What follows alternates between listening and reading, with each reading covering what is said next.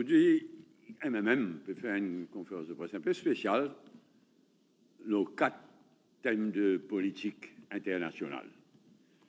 Mais avant de venir là, un commentaire à nos politiques d'actualité, étant donné que le gouvernement il décide pour rush la loi scélérate Criminal Financial Crimes Commission mardi prochain, fini avec ça, mardi prochain, étant donné que le gouvernement il décidé pour foncer avec ça la scélérate là, Navin Ramgoolam, Xavier Duval et moi-même nous faisons consulter ce matin.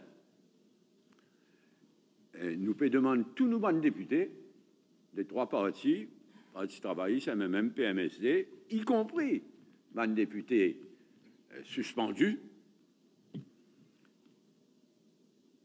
être présents dans une réunion lundi 2h dans le bureau du leader de l'opposition pour nous planifier nos travail. Nous sommes d'accord aussi qu'en sa capacité leader de l'opposition, Xavier Duval pour cause en premier au nom de l'opposition et moi pour cause en dernier pour l'opposition. Nous finissons aussi actifs dès ce matin, nos panels d'avocats, y compris Gavin Glover, Antoine Domingue et les autres. Nous remercions les autres d'avance.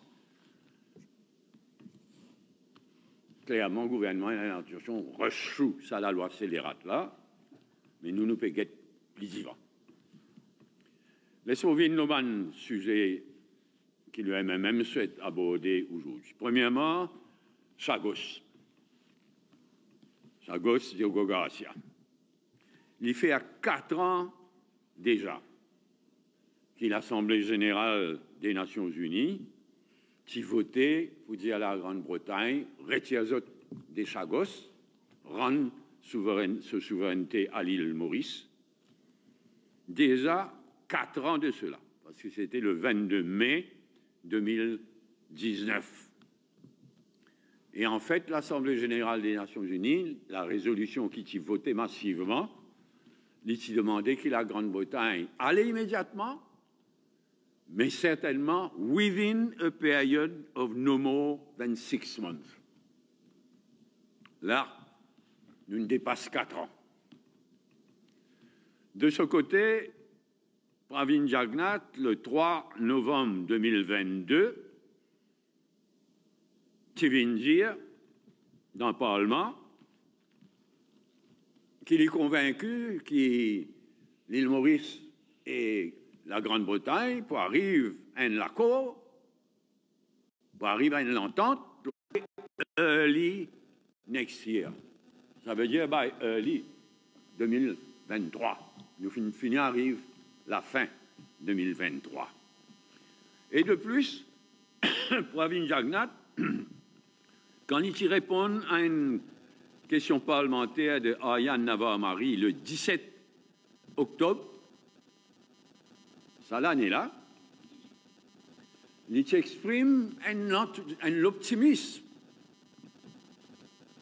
total. Le ton en général est extrêmement optimiste. Il y a une joint le Premier ministre britannique, Sunak, à la réunion du G20 et qu'ils ont assess progress. Ça veut dire, dans ce optique, il y a un progrès. C'est une joint Sunak, c'est une assess progress. Ici aussi précisé dans le Parlement, ici, qui finit à 6 séances de négociation, 6 satisfaits, 6 séances de négociation, et il dit dire que 7th one shortly. Ça veut dire tout au long, il exprime un optimisme tout au long. Mais seulement là, douce froide, le Daily Telegraph, un journal conservateur britannique, le Daily Telegraph du 1er décembre, quelques jours de cela, la douche froide. D'abord, le Daily Telegraph il confirmait que ce qui peut envisager, d'après le Daily Telegraph, c'est un Cyprus Style Deal. Qu'est-ce que ça veut dire? Cyprus Style Deal. Chypre, Cyprus, qui devient indépendant en 1960. Et en 1960, la Grande-Bretagne impose au Chypre, coupe des bouts dans le territoire de Chypre pour faire 2 bases britanniques, qui ont encore une base jusqu'à aujourd'hui. Une coupe des bouts de Chypre pour donner souveraineté britannique, pour garder souveraineté britannique, malgré que Chypre est indépendant, garde souveraineté britannique, le sac 2 bouts de Chypre. Ça, mais nous ne pouvons pas accepter à Maurice. Ça. Mais c'est ça qu'ils ont typé envisager. Mais, en vérité, même ça, Cyprus Style Deal, l'éclair dit off. Même ça, américain, surtout américain, pas le temps de parler, et maintenant, anglais, et backpedal. Même ça, c'est inacceptable. C'est pour couper un bout de Maurice, coupe Diego Garcia, nous souveraineté, l'aurait partie des Chagos, c'est pas nous jamais pas accepter. Et même ça, m'aurait dit Ali, il est clair, que même ça, ben américain, et aujourd'hui, Londres aussi, n'est plus où les temps de parler. D'ailleurs, jeudi, le 7 décembre, Blinken et Cameron, ça veut dire ministre des Affaires étrangères des États-Unis et nouveau ministre des Affaires étrangères de Grande-Bretagne, Lord Cameron, Zotinzwen, là, le 7 décembre, l'État pose une question sur l'article Daily Telegraph, je n'ai pas une démentie du tout. Au contraire, Anthony Blinken il a insisté que les États-Unis reconnaissent la souveraineté de la Grande-Bretagne, les Chagos. Et il a le plus loin, il même dit que les États-Unis reconnaissent la souveraineté de l'Amérique, les Chagos, et reconnaissent en particulier le so-called British Indian Ocean Territory. Il précise ça à l'occasion de sa rencontre-là, et le ministère des Affaires étrangères des États-Unis, il publie un long texte, là c'est que Blinken et Cameron finissent discuter, et qui vont dire autres. Donc, il est clair, quand nous guettons tout ça là, il est clair, comment Yann Navarro-Marie dit dans le Parlement, et maman, Premier ministre, il bien merdé. Mais il est clair qu'Anglais, in take us for a ride. Tout ça, les temps là. 4 ans. In take us for a ride. Alors, Yann, s'il dit ça le 17 octobre, quand il est posé sur PQ, et il a parfaitement raison. Et à ce stade, il faut comprendre aussi que quantité, moi, il a raison. Quand moi, tu peux insister que le gouvernement Maurice ne faudrait pas dire ce qu'il dit avec l'ONU. Parce que quand nous pouvons dire ce qu'il dit avec l'ONU, nous allons reconnaître que BIOT existait, c'est que Blinken vient de dire. Moi, j'ai insisté que le gouvernement Maurice nous visait, après sa décision de l'Assemblée générale des Nations unies, moi, j'ai insisté qu'il nous visait continuer à discuter avec l'ONU, mais discuter avec les Américains aussi. On dit ça, c'est pas combien de fois. Et à ce temps, nous réaliser qu'il nous fait une taken for a ride et qu'il nous tient parfaitement raison de demander ça. Alors, what next maintenant? Maintenant qu'il est clair qu'il nous taken for a ride. Pas trop tard, Bizin bonne discussion avec les États-Unis. Et si les États-Unis refusaient de nous guetter, mais Bizin bonne discussion continue avec les Britanniques, Bizin bonne discussion avec les États-Unis, et ensuite, Bizin retourne devant l'Assemblée générale des Nations unies. Mais avant, en même temps qu'il nous prépare, nous pour retourner devant l'Assemblée générale des Nations unies, nous visons l'appui actif de la SADC et de l'Union africaine. Nous visons notre coup de main, surtout quand nous étions là. La SADC, South African Development Community, Afrique du Sud, le Mozambique, l'Angola, etc., et l'Union africaine dans ce ensemble. Et crois-moi, moi, je connais, un ancien diplomate qui avec MMM nous connaît, qui quantité l'attitude de gouvernement MSM vis-à-vis ce mépris vis-à-vis l'Union africaine et vis-à-vis la SADC. Combien de fois nous dénonçons, nous disons, jamais Jack Blantin a un sommet de la SADC ou de l'Union africaine. Dernière fois, il envoie Bola, ministre Bola. Ça aussi à cause, en passant, parce qu'il est typé à l'États-Unis. Mais par quoi, ben pays, la SADC, ben pays, l'Union africaine, pas noté tout ça là. Alors nous traitons les autres comme ça, nous méprisons les autres comme ça, après, nous parlerons des autres coups de main, mais nous visons les autres coups de main. Donc, ils arrêtent de faner comme ça. Ils demandent une discussion en tant que pays souverain, l'île Maurice, avec les États-Unis. Si ils ont refusé d'arrêter, ils activent les discussions côté Londres. Ils ont un coup de main de la SADC et de l'Union africaine pour ramener sa question-là. 4 ans, l'Assemblée générale des Nations unies. Et dans l'intervalle, monsieur, nous pouvons gagner beaucoup plus de votes encore qu'il la dernière fois devant l'Assemblée générale des Nations unies, lors sa question. Première question, premier dossier, international, politique internationale. Deuxième, Maldives. Là aussi, je vous rappelle, depuis des années, on peut demander que l'île Maurice développe une bonne relation étroite avec les Maldives. Dans le cadre d'une bonne coopération régionale entre Maurice, les Seychelles, Madagascar, Comores et les Maldives. Nous régions ça. Nous sous-régions ça. Depuis des années, on peut demander ça. Là aussi, le gouvernement ne va pas faire rien.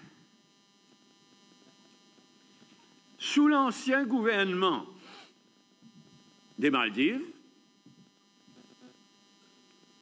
qui est un gouvernement pro-laine, c'est un gouvernement très proche de laine, sous cet ancien gouvernement-là, Maldives pas tiré reconnaître souveraineté l'île Maurice, les Chagos.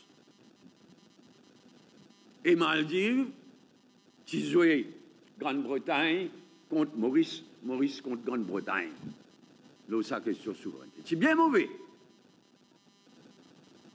Puis, en août 2022, le gouvernement, l'ancien gouvernement à l'époque-là, l'ancien gouvernement des Maldives, en août 2022, puis une sens d'attitude, bravo, merci, puis une sens d'attitude, et puis reconnaître officiellement la souveraineté de l'île Maurice, l'eau des Chagos.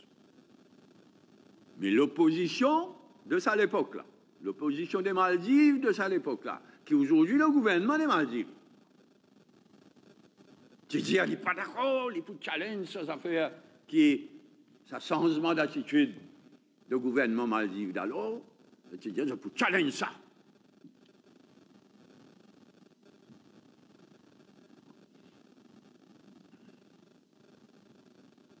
Le 28 par ailleurs, le 28 avril 2023, le tribunal international des droits de la mer fait une rende verdict dans un litige qui oppose Maurice à Maldives. Un litige, aux zones économiques respectives au nord des Chagos. C'est un litige, nous disons ça pour nous disons ça pour eux. Ça est devant le tribunal international des droits de la mer. Et le 28 avril 2023, donc, le tribunal international rend son verdict. Et ce verdict fin en faveur d'un jugement équidistance. Ça veut dire une coupe la poire en deux. La région contestée, il donne la moitié Maldives, la moitié l'île Maurice. L'île Maurice, pas fin contestée. Ni Maldives, ça à l'époque-là.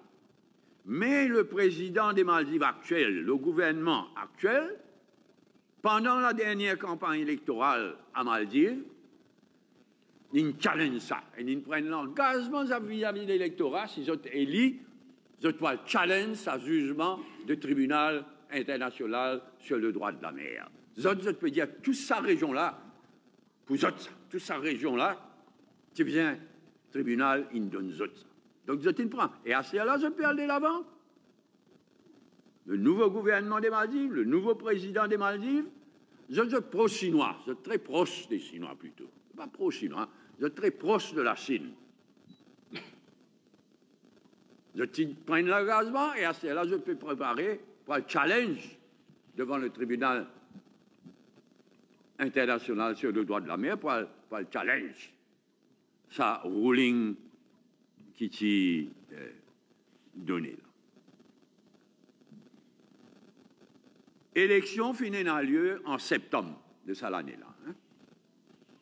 Élection finit en lieu et c'est le candidat, c'est le parti qui est proche de la Chine qui nous remporte la victoire. Et ça, parti-là, peut demander l'Inde, retire ce cinquantaine de militaires qui viennent à Maldives, retire-le. Nouveau gouvernement Maldives peut prendre ses distances avec l'Inde. Donc, élection inéna en septembre de cette année-là, et un nouveau gouvernement, un nouveau président de la République, proche de la Chine, qui finit élu. Là, après cette élection-là, le 17 novembre, cette année-là, finina cérémonie investiture, prête serment du nouveau président de la République. 46 pays y représentés, 12 ministres de par le monde, président du Sri Lanka, indérangé, il vient à la cérémonie, vice-président des Seychelles, il vient à la cérémonie.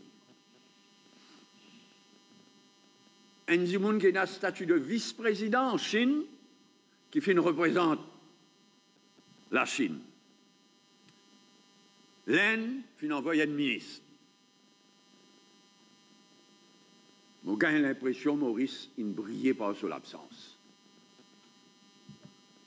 Soit parce qu'il nous méprisons vis-à-vis Maldives dans le passé, soit pas il invite nous-mêmes, soit il invite nous pas y aller.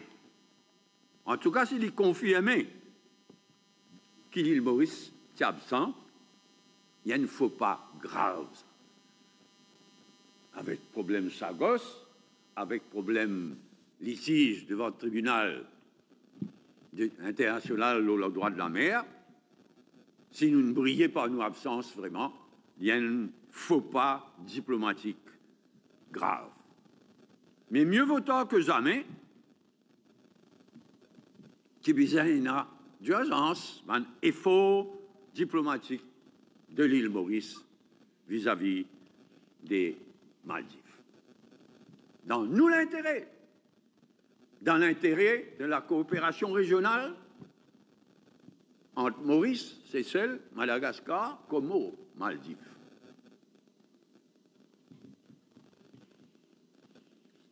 Avant-dernier point, le drame, la tragédie qui peut dérouler à Gaza. Il bouleverse. Plus qu'ils jamais, nous ne faisons déjà demandé ça, nous ne faisons pas banderole, etc. Mais plus qu'ils jamais, besoin de cesser le feu immédiat. Et ensuite, besoin d'un État palestinien à part entière. Mais là, nous cause un cessez-le-feu immédiat devant le drame. Par milliers d'enfants pémo, par milliers de madame pémo, par milliers de civils pémo. Toutes sortes de rien peut faire.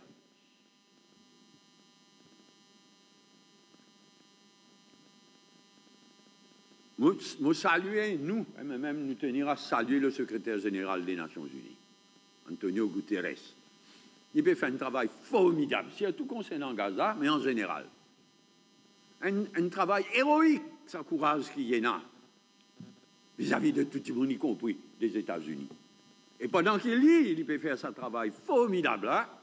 Israël, son ambassadeur aux Nations Unies, et Israël, son ministre des Affaires étrangères, peut insulter Guterres, jamais mon tout insulter un secrétaire général des Nations Unies dans sa façon-là.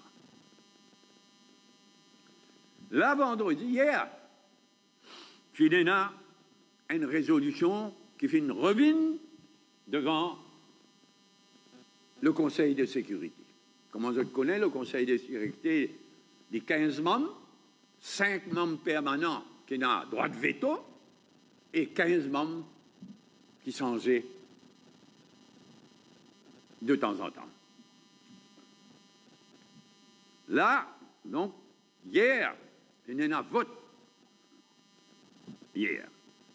Les 15 pays, 13, ils votent en faveur de cesser le feu. Un fait une compte. Un seul pays fait une compte. Et il service au veto pour bloquer tout. C'est les États-Unis. L'Angleterre, il abstenir. C'est terrible, ça. Un seul pays, il dit ah, non, mais il a un droit de veto, il a un pouvoir de veto. Il dit non, un seul pays. Et aujourd'hui, dans l'Assemblée générale des Nations Unies, il y a massivement en faveur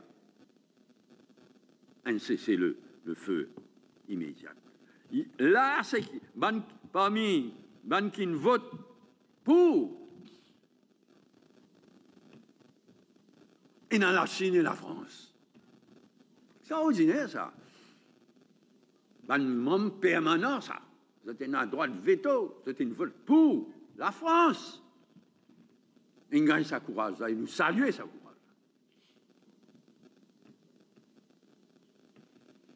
Le Brésil, il vote pour. Le Japon, il vote pour. Mozambique, il vote pour. Nous, on va même nous demander qu'il y a petite île Maurice, nous joignons-nous à tous ces pays qui peut demander un cessez-le-feu immédiat et qui, ensemble, nous retournent vers l'Assemblée générale des Nations Unies, le General Assembly, parce qu'il a, quand vous prenez un vote, là, un pays compte dans le Conseil de sécurité. Mais nous pouvons guetter, quand la question pour retourner devant le General Assembly, devant l'Assemblée générale, il prend une raz-de-marée en faveur d'un cessez-le-feu immédiat. Dernier point, COP28. Comme je connais tous les ans, Nations Unies sont responsables pour l'environnement, pour climate change. Tous les ans, il y a une conférence. Ça l'année là, PNALI, of all places, comme dit en anglais, PNALI, aux Émirats Arabes Unis, un des plus gros producteurs de pétrole. Et c'est ce ministre du pétrole qui peut présider. On ne pas connaître qui arrive aux Nations Unies l'année dernière quand il fait sa choix là. Mais pas les Nations Unies qui est responsable. Même Nations Unies, comme les États-Unis, comme la France, comme l'Angleterre, et les autres. C'est incroyable ça. Une conférence internationale à un moment clé pour climate change. Franchement. Là, moi, il y a un lire. Il y a ça. Comment dire, une mètre Dracula en sort la banque du sang. Oui, même. Alors là, résultat, il peut prendre fin mardi. Capable de prolonger un jour, des jours, mais il peut prendre fin. Sa COP 28 là peut prendre fin mardi. Mais moi, mon école, surtout, dans nous guetter, il y a un mauvais danger. Mais pas ça qui voulait causer. Moi, je voulais causer qui, depuis 2015, il y a une campagne internationale en faveur d'un Fossil Fuels Non-Proliferation Treaty. Ça veut dire un traité international pour mettre fin à ban fossil fuels. Fossil fuels, c'est d'abord le charbon, ensuite le pétrole et bien moins gaz naturel, qui est bien moins polluant. Et c'est ces trois-là qui nous décrit comme fossil fuels. Ah ben depuis 2014, non, pardon, depuis 2015, il y a un mouvement qui inspire de Nuclear Non-Proliferation Treaty. Le traité le plus important concernant les armes nucléaires, c'est le Nuclear Non-Proliferation Treaty de 2010. Il n'est pas vraiment bien, mais au moins il existait. Alors la période de faire un Fossil Fuels Non-Proliferation Treaty along those lines, en prenant inspiration du traité de non-prolifération nucléaire. Alors ça l'initiative de créer un traité de non-prolifération des fossiles fuels. À ce jour, il y a 10 pays qui officiellement une déclaration de l'appui. Une déclaration pour 10 pays, plus le Parlement européen, plus la Californie, ce Parlement, l'État de Californie aux États-Unis, ce Parlement, l'Australie, l'Australia Capital Territory, un territoire de l'Australie, une partie de l'Australie, pareil comme Californie, une partie des États-Unis, et Hawaï aussi. Hawaï qui est l'État américain. Donc, 10 pays à ce jour, plus Parlement européen, plus Californie, l'Australia Capital Territory, Hawaï. 10e pays qui fait signifier, confirme sur l'appui, là, à COP28, c'est la Colombie. Mais ce qui est important, c'est que la Colombie, c'est le premier grand économie, the first big economy. La plupart des autres pays, c'est 26 îles, nous respectons les autres, mais là, c'est le premier big economy. Et Colombie, ce qui est extraordinaire, c'est que 50% sur une exportation pétrole. Malgré ça, il y a un nouveau président qui n'est élu l'année dernière, un nouveau président de gauche. Et là, à COP28, il déclare en faveur de sa initiative-là. Ce qui nous demandait, nous, même, on va dire, c'est que l'île Maurice joigne à l'initiative-là et donne ce coup de main. Je terminer, je remercie pour votre attention, je terminer, comme Navin Ramgoolam et comme Xavier Duval, le MMM exprime sa solidarité fraternelle, sa solidarité totale avec les Seychelles, qui fait subir une double catastrophe. Un côté, une explosion de matériaux explosifs, etc., qui fait beaucoup de dégâts, heureusement. Jusqu'à présent, personne n'a pas de mort, il y en a dans l'hôpital. Et en même temps, une autre partie de l'île, il subit une inondation dramatique. Donc, nous exprime une solidarité fraternelle et totale avec nos bonnes sœurs et nos bons frères des Seychelles. Merci pour votre attention.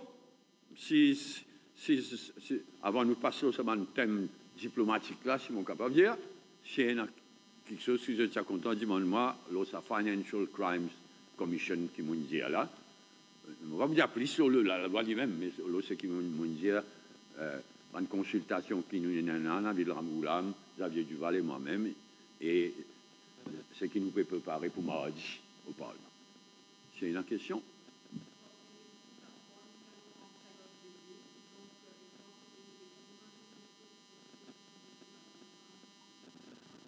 Mais mon Dieu, ce matin même, nous réactivons nos panels d'avocats. Nous avons déjà fait travail. Ils nous ont abandonné, non? Mais là, on a accéléré les choses naturellement. Bien avant la Cour suprême. Ils inquiètent bien, parce que ça, la loi-là, il est très dangereux, il est très mauvais. Il est de loin pire qu'il y a. Mais avant de prendre la décision, à la Cour suprême, il y a une décision bien sérieuse à prendre. Donc, une enquête, si pas de débat fini, même mardi. Et là, nous travaillons avec nos panels d'avocats pour prendre une décision. Mais si nous venons à un sujet diplomatique, politique internationale que vous mentionnez pour aujourd'hui au nom du MMM, Chagos, Diego, question, s'il y en a.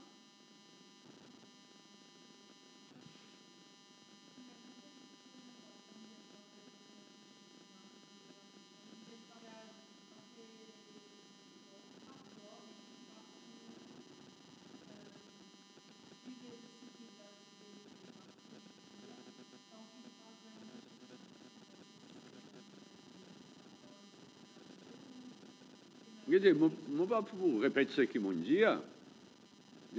Pravin Jagnat est naïvement optimiste dans la langue. Mais là, il est clair qu'il va en anglais. En américain, ça, l'article Daily Telegraph là, et la rencontre entre Blinken et Cameron montrait que les Américains pas une take us for the ride. Anglais, une take us for the ride. Américain compte all along. C'est d'ailleurs, je me rappelle, c'est un Américain qui a insisté en 1965. C'est un Américain qui a insisté, qui va en anglais, faut tout un sagocien d'héros. Un crime contre l'humanité, ça. Et ça même États-Unis, ça même Grande-Bretagne fait la leçon. Le droit de l'homme, dans la loi internationale, mais je tiens à insister. Et il est clair que, la langue là, alors qu'en anglais, pété que sur le ride, je n'ai pas une transposition du tout, je reste en place. Non!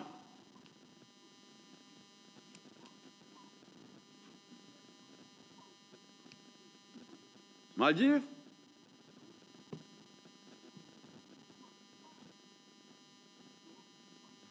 Depuis des années, ils m'ont demandé qui Maurice fait des efforts diplomatiques vis-à-vis de Maldives.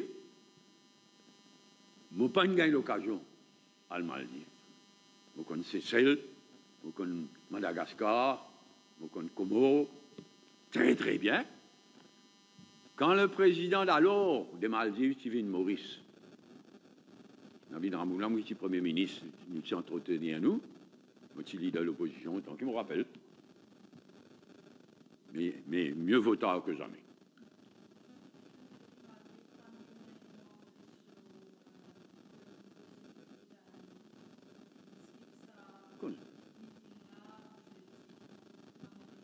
Ben oui, ça, il y a un autre sujet. C'est un là où faire dire quelque chose de méchant. C'est une réunion de Man Security Advisors, le Colombo Security Dialogue. C'est une security advisors d'une série de pays, y compris Sri Lanka, y compris Maurice, y compris l'Inde. Le Sénat représente nous là-dedans? Nous, security advisors, qui viennent des pays des hauts. Gagnons sa France. Nous bien apprécier tout coup de main qu'il a donné nous. Mais ça gagne à sa dignité, ça gagne à son respect de soi-même. Mais la Maldive va venir. Moi, parler comme dit anglais, read too much into it. Parce que c'est un nouveau gouvernement, un nouveau président né de Maldives, un nouveau gouvernement peut installer. Et franchement, sa dernière élection, comme on dit, cette élection finit en septembre, derrière la porte là. Mais après sa élection-là, il y a un déboulement politique total à Maldives. Il y a un réalignement de bonne partie, et une partie peut disparaître, l'autre qui peut split. Il y a un déboulement terrible. Donc, je ne suis pas étonné si Maldives pas une présence dans sa réunion de sécurité là, parce que la tête est efforts ailleurs pour le moment. On peut aller read too much into it. Et moi, je fais confiance que ça, gouvernement, président, vous pouvez suivre de près, mais sa président et sa nouveau gouvernement, nouveau président qui fait qu'élu là, moi fais d'autres confiance que je ne pas pouvoir dire Brit, vis-à-vis aucun pays voisin, y compris l'Inde. Vous pouvez suivre ça de près. Et moi, bien impressionné par la performance, ça, nouveau président. Bon, c'est vrai qu'ils ont une une campagne contre l'Inde, qu'ils ont proche de la Chine, mais moi, bien impressionné par sa performance depuis qu'il est élu.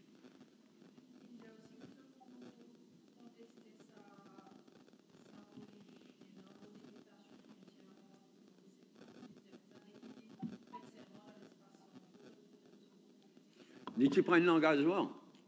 Dans la campagne électorale, c'est un nouveau président là, Banji Munkinga, je t'y prends l'engagement qui dans les 100 jours, je prends l'engagement bien fort, répété, qui dans les 100 jours qui poursuivent l'élection, je tout challenge sa ruling même si je challenge, et qui ne peut pas déclarer la guerre, Maldives, bizarre au contraire, dialogue. Plus qu'ils amènent un dialogue entre Maurice et les Maldives. OK, Gaza.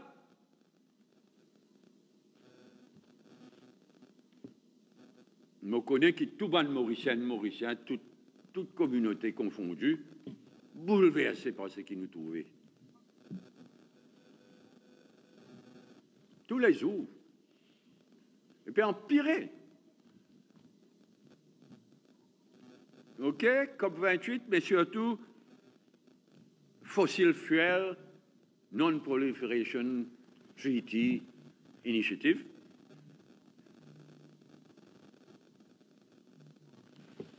OK, c'est ça. Monsieur, tout le monde s'est parti avec nous, Dallon. Nous allons se référer à des Seychelles. Bien, ben, merci pour votre présence pour aujourd'hui. À la prochaine.